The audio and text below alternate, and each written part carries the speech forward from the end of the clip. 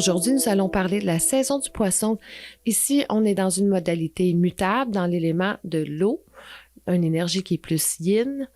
Et toujours, un petit rappel des signes mutables, c'est-à-dire les Gémeaux, Vierge, Sagittaire et Poisson. Ils sont les signes qui assurent le passage entre les saisons. Ils ont une capacité d'adaptation plus grande que les signes fixes qui les précèdent. Ils ont peut-être plus de facilité à accepter le changement parce que, dans le fond, ils en ont besoin, ils aiment ça.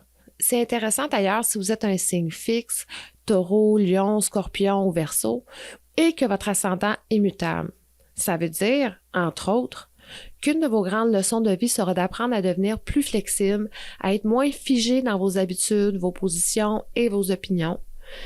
Et le principe derrière ça, c'est que plus on vieillit, plus on devient notre ascendant. Alors, pour les gens qui ont ce mix-là, signe fixe, ascendant, mutable, il y a vraiment un message de s'ouvrir à plus de flexibilité et de façon de faire et aussi de vous permettre de sortir de temps en temps de votre zone de confort et d'aller voir la vie sous d'autres angles ou peut-être imaginer les choses autrement. Alors, votre ascendant mutable va servir souvent à ça, à explorer. Et si on regarde le poisson, le signe qui nous intéresse aujourd'hui, un signe d'eau gouverné à la fois par Jupiter en astrologie traditionnelle et Neptune en astrologie moderne. Full mutable. Mots-clés, on parle de réceptivité, empathie, psychisme, imagination, évasion, fluidité, sentimentalité, évidemment pour ne pas dire romantisme, sens du sacrifice qui frôle parfois l'archétype du martyr. À faire attention. Il est sensible, notre poisson. Mais nous allons l'approfondir un peu plus loin. Commençons par regarder Neptune, la planète qui le gouverne. Nous allons nous concentrer sur Neptune parce que nous avons déjà vu Jupiter. Si vous l'avez manqué, vous pouvez le retrouver dans l'épisode du Sagittaire.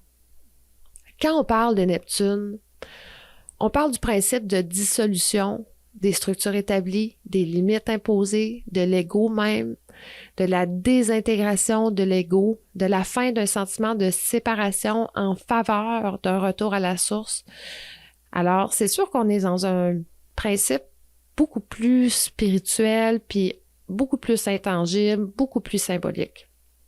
C'est l'expérience mystique, c'est le principe de fusionner, de faire qu'un avec le grand tout, mais c'est aussi les illusions, les désillusions, vouloir fuir les dures réalités de la vie terrestre. Alors Neptune, il est plus complexe à comprendre, mais qui est Neptune? Allons voir. Si on fait un recap des derniers épisodes, on a pu voir qu'au départ, dans les mythes de la création, il y avait le chaos et la nuit. De ces deux forces sont nés Uranus ou Uranus et Gaïa, la Terre, qui eux-mêmes ont donné naissance à Saturne et Cybèle. Eux aussi eurent plusieurs enfants, dont Jupiter, Neptune, Pluton, Vesta, Xérès et Junon. Saturne, qui avait essayé d'éliminer sa propre progéniture, on se rappelle, fut renversé par son fils Jupiter, qui devint le nouveau dieu de l'Olympe. Avec ses frères, ils se partagèrent le monde. Jupiter eut la terre et le ciel, Pluton les enfers et les mondes souterrains, et Neptune les mers et les océans. Neptune est donc le dieu romain de la mer et l'équivalent de Poséidon chez les Grecs. Dans la mythologie, Neptune est souvent représenté avec des cheveux noirs drapés dans un manteau couleur azur ou vert émeraude. On raconte qu'il avait un comportement doux et que même lorsqu'il était en colère, qu'il avait un regard de sérénité. On dit qu'il tenait un trident à 3 branches. Le symbole d'ailleurs qui le représente en astrologie, on peut voir le trident à 3 branches. Et que ce trident possédait des pouvoirs extraordinaires, le pouvoir de briser les rochers, faire des vagues, créer de nouvelles étendues d'eau et provoquer de grandes tempêtes si nécessaire. Neptune était marié à la déesse Salassie. Ensemble, ils eurent plusieurs enfants, mais, comme son frère Jupiter, Neptune n'était pas très fidèle et eut plusieurs autres enfants hors mariage, comme c'était la coutume dans la mythologie de cette époque. Par exemple, Neptune a séduit la déesse Xérès alors qu'elle était sous la forme d'une jument. Hein? Sexy l'Antiquité. Quand je parle pas de manger des enfants ou couper des testicules, on parle de faire l'amour avec une jument. Hein? Je te jure, ça va bien. Bon, bref, c'est symbolique tout ça, là. Donc, Xérès donna naissance à un poulain qui tirait Neptune hors de l'eau quand il avait besoin de revenir à la surface des mers. D'ailleurs, on voit souvent des associations entre Neptune et chevaux dans les diverses représentations qu'on peut retrouver de lui, que ce soit des statues, en peinture, tout ça. C'est pas rare, vous allez le voir comme dans un char tiré par des chevaux dans l'eau. Alors, c'est le lien. Et c'est sûr qu'il y a une raison pour ça, que ça voudrait dire quelque chose de plus profond si on allait voir, mais pour le moment, on va s'en tenir à ça. Certains affirment que Neptune serait une ancienne divinité du ciel nuageux et pluvieux, qui était en association et aussi en contraste à Jupiter, dieu du ciel clair et brillant. On peut comprendre un peu du symbolisme ici, là. Il y a plusieurs sources proposées pour l'étymologie du nom Neptune. Le premier est indo-européen et la source du mot, c'est Neb, plus avec un B qu'avec un P, qui signifie nuage, brouillard. On ajoute le tu qui parle d'action abstraite et le ne, Neptune, ou plutôt no dans le cas de ce mot-là, qui désigne un domaine d'activité ou d'intention particulière. Nébula ou nébuleuse partagent la même racine linguistique. Alors, on sent bien ici la nature de Neptune, le subtil, l'intangible, l'invisible, comme une bruine ou l'humidité dans l'air qu'on voit pas mais qui est bien présent. Comme quand on a la chance de faire un voyage, d'aller dans les pays chauds et qu'il y a plein d'humidité, que nos cheveux se mettent à friser. On la voit pas nécessairement l'humidité, mais elle est là, on la sent et on la voit dans nos beaux cheveux frisés de plage. Mais revenons à Neptune. Donc, Rick Levine, que j'aime beaucoup, avec qui j'ai eu la chance d'étudier, dit souvent que Neptune, c'est Jupiter qui s'est évadé des contraintes de Saturne.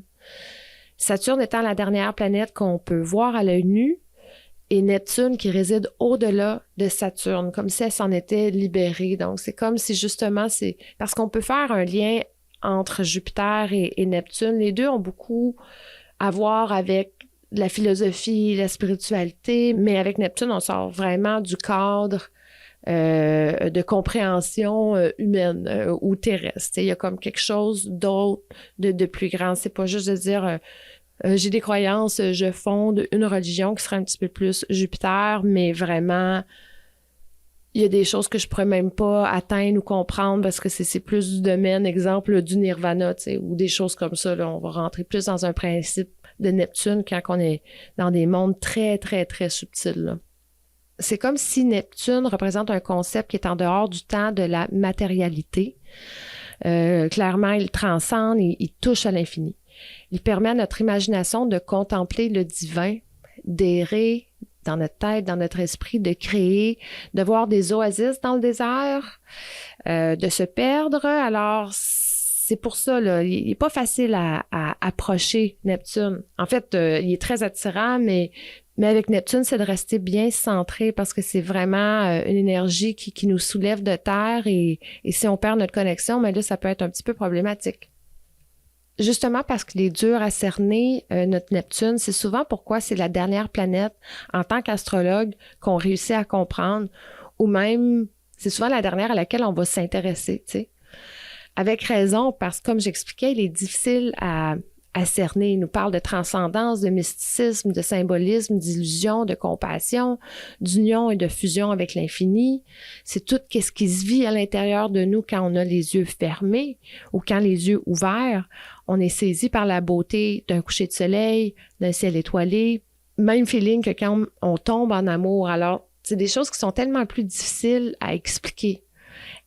Et pour cette raison-là, justement, quand il y a un transit de Neptune, ben dans notre ciel, ça peut être dur à comprendre aussi parce que c'est qu'est-ce que ça fait miroiter. C'est un peu comme l'océan, justement, quand l'eau brille dessus, tu vois pas vraiment le fond jusqu'à temps que la mer devienne claire. Mais ça peut être très attirant parce que c'est très brillant, c'est comme des joyaux, tu sais. Puis là, ben finalement, le mouvement s'arrête et tu vois juste du sable. Fait que c'est pas toujours clair, mais quand ça devient clair, t'es comme « Ah, j'ai compris ».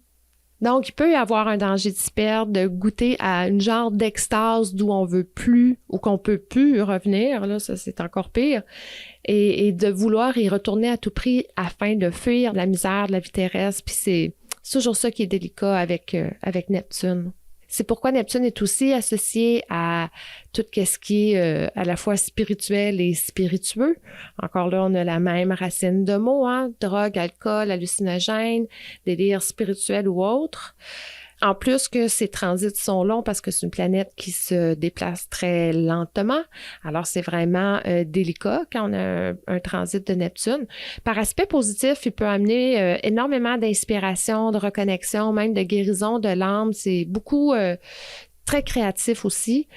Mais en aspect difficile, on peut vouloir déconnecter de la réalité ou s'imaginer des histoires qui n'ont aucune racine dans la réalité. Ça prend beaucoup de considération quand on analyse un transit de Neptune. Neptune passe 14 ans dans un signe et ça lui prend environ 160 ans pour faire le tour du zodiaque ou le tour du soleil. Évidemment, hein, c'est une planète lente qu'on dit générationnelle. Elle est plus constante dans son orbite que Pluton. Et pour cette raison-là, elle nous aide aussi, comme Pluton, quand on analyse des chartes, à repérer les différentes générations dans le temps. Gen Z, Y, peu importe. C'est des marqueurs dans le temps qui sont intéressants, Pluton et Neptune, justement, pour être capable de se repérer dans les décennies ou les époques. Si on regarde le poisson lui-même, mes petits poissons, vous êtes particuliers, les petits poissons. Moi, je vous aime tous, j'aime tous les signes. Mais, tu sais, je suis capable de reconnaître comme une naissance, on dirait, à chacun des signes. Tu sais, on peut pas mettre les gens dans le même panier, mais vous êtes quand même le dernier signe du zodiaque et pour cette raison-là, il y a quelque chose de particulier avec vous. Donc, associé à la maison 12 des choses cachées, de l'inconscient, de la transcendance, du service à l'humanité. On parle de spiritualité, karma, mais aussi, traditionnellement, la maison 12, perte, maladie, ennemi et confinement. Wow! Traditionnellement, la maison 12 avec la maison 6 et 8 font partie des maisons sombres, des parties du ciel qui sont un petit peu plus complexes ou un petit peu plus ardues, si on peut dire. Et d'ailleurs, on peut voir, comme je disais tantôt, le lien entre Jupiter, la planète traditionnelle, et Neptune, la planète moderne. Jupiter nous dit « je crois », mais Neptune va plus loin en nous disant « j'ai la foi ». Ou nous demande d'avoir la foi que, garde, t'as pas toutes les réponses, mais vas-y quand même, tu sais. Ça veut pas dire que tous les natifs du poisson sont super spirituels ou des gourous en puissance, là, hein, quand même. Mais ce qui est certain, c'est qu'ils ont tous une très grande sensibilité, parfois artistique, parfois mystique, mais toujours romantique, ça c'est sûr. Et plus souvent qu'autrement intéressés par la condition humaine et souvent sa souffrance, puis comment on peut y remédier. Il y a comme quelque chose de naturel. L'axe Vierge-Poisson, d'ailleurs, c'est l'axe du service et du sacrifice. Anciennement, c'était appelé servir ou souffrir. Pas, hein, comment? C'est pas léger, c'est pas léger. Donc, on peut y retrouver des complexes de martyrs, de sauveurs et de victimes. Ou même de rejet de la réalité complètement. On pense à l'ermite, on pense au moine qui se coupe du monde, ou à la personne qui s'évade dans l'alcool parce que vivre sur Terre, c'est trop dur. Ou même la personne qui fait du shopping sans fin pour combler son vide intérieur. Il y a tout quelque chose là sur cet axe-là et aussi en lien avec Neptune qui n'est pas toujours évident à travailler. Une des plus grandes leçons qu'un natif du poisson doit apprendre, c'est de mettre ses limites. Il y a ben trop souvent grand cœur. C'est un beau problème d'avoir un grand cœur, justement, c'est tout associé à votre sensibilité, ça prouve que vous avez un cœur. Mais ce grand cœur-là vous amène souvent à vouloir aider, qu'est-ce que je dis là? Sauver votre prochain. Mais c'est aussi ce grand cœur-là qui se fait souvent prendre dans des histoires pas possibles, d'où vous avez de la difficulté à vous sortir. Puis là, je sais pertinemment qu'il y a vraiment tous les poissons, ça résonne là. En tout cas, si t'es poisson puis ça résonne pas, appelle-moi. C'est vraiment votre truc, ça. À vouloir aider, vous prenez dans des histoires et tout. Pourquoi c'est si difficile spécifiquement pour le poisson de mettre ses limites? C'est justement à cause de Jupiter et Neptune qui, eux, ils n'en ont pas de limites. Jupiter, c'est le principe de plus, puis de croissance, tu sais, encore plus, on en veut plus. Puis si on regarde Neptune, mais c'est comme l'océan, c'est sans fin, tout est possible. Je vais changer le monde, tu sais, c'est très poisson tout ça, là. Et petit rappel, malheureusement, on ne les sauvera pas tous. Tu sais, dans la vie, là, on fait ce qu'on peut, on sème des graines et à chaque jour suffit sa peine.